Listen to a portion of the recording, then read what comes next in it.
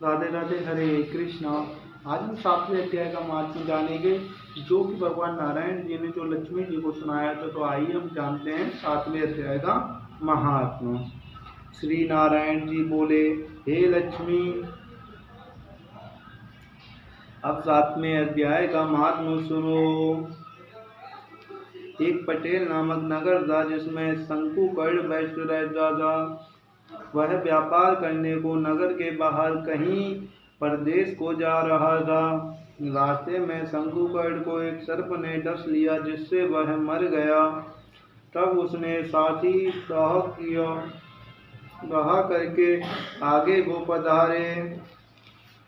जब लौटकर घर को आए, तब उसके पुत्र ने पूछा, मेरा पिता शंकुकर्ण कहाँ है? अब उन व्यापारियों ने कहा, तेरे पिता को सर्प ने डस लिया था, सो वह मर गया, और यह पदार्थ तेरे पिता का है, सो तू ले। पुत्र ने कहा, जिस सर्प ने मेरे पिता को काटा है, मैं उसे मारूंगा। उन व्यापारियों से कहा, चलो वह और मुझे बताओ, जहाँ मेरा पिता शंकुकर्ण मरा है। व्यापारियों ने उसे वहाँ ले जा खड़ा किया। देखा तो वहाँ एक बामी है, जिसे वह कुटीले से खोदने लगा। जब छेद बड़ा हुआ तो वहाँ से एक सर्प निकला। सर्प बोला, तू कौन है? मेरा घर क्यों खोदता है? उस बालक ने कहा, मैं शंकुकर्ण का पुत्र हूँ। इस सर्प ने मेरे पिता को मारा है, मैं उसे मारूंगा। तब सर्प ने कहा, हे पुत्र, मैं तेरा पिता हूँ, तू मुझे इस अधम देह से जुड़ा और मुझे मत मार। यह मेरा पूर्व जन्म का कर्म था, सो मैंने भोगा। पुत्र ने कहा, हे पिता, कोई यत्न बताओ जिससे तुम्हारा उद्धार हो। तब उस सर्प ने कहा, हे पुत्र, किसी की बाटी ब्राह्मण को घर में भोजन कराओ और उसकी सेवा करो, तो उसके आशीर्वाद में मेरा कल्याण होगा।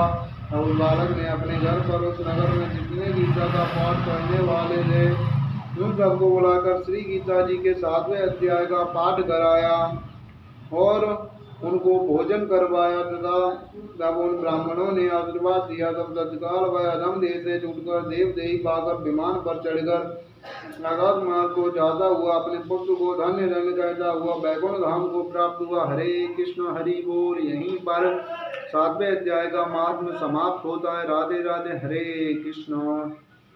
श्री हरि विष्णु, श्री हरि विष्णु, हरे कृष्ण, हरि बोल।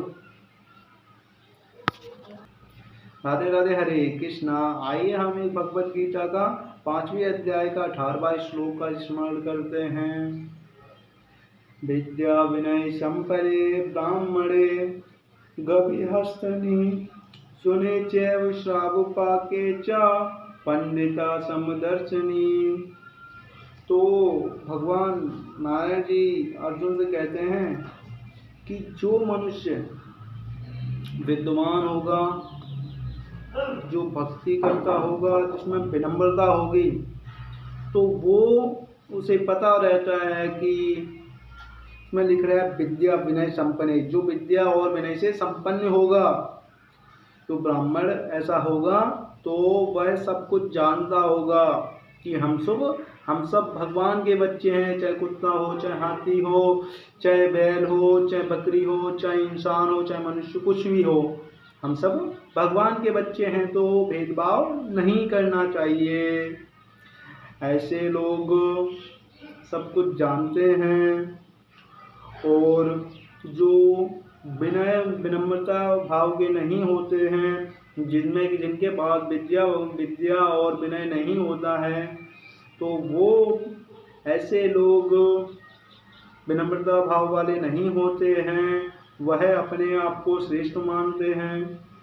तो इस वजह से विद्या विनय संपन्न बनो और राधा माधव की भक्ति करो, जिससे आप सारे कष्ट हट जाएं आपके और आप भगवत धाम को प्राप्त हो। हरे कृष्ण, हरि बोल। तो इस 5वें अध्याय के 18वें श्लोक का यही महात्म्य था कि विद्या विनय से संपन्न बनो और सभी को एक समान दृष्टि से देखो। हरे कृष्ण, हरि बोल। अगर जो भी गलती हुई हो, त्रुटि हुई हो, उसे क्षमा करना। हरे कृष्ण, हरि बोल।